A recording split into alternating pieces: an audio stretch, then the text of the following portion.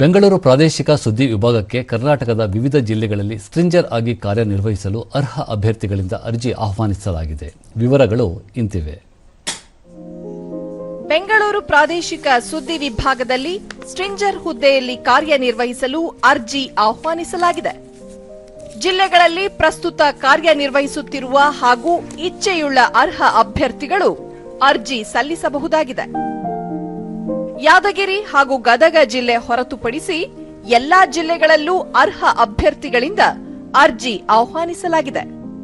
ಅರ್ಜಿ ಸಲ್ಲಿಸುವ ಮುನ್ನ ಪ್ರಸಾರ ಭಾರತಿ ಜಾಲತಾಣದಲ್ಲಿ ನಮೂದಿಸಲಾಗಿರುವ ವಿವರಗಳನ್ನು ಗಮನಿಸತಕ್ಕದ್ದು.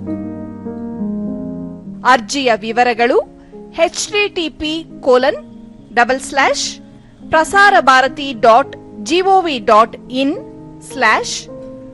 pbvacancies/ ಜಾಲತಾಣದಲ್ಲಿ ಲಭ್ಯ. ಅರ್ಜಿ ಸಲ್ಲಿಸಲು ಕೊನೆಯ ದಿನಾಂಕ 16 ಮೇ 2025. ಅರ್ಜಿಗಳನ್ನು ಸ್ಪೀಡ್ ಪೋಸ್ಟ್ ಅಥವಾ ರಿಜಿಸ್ಟರ್ ಪೋಸ್ಟ್ ಮೂಲಕವೇ ಸಲ್ಲಿಸತಕ್ಕದ್ದು.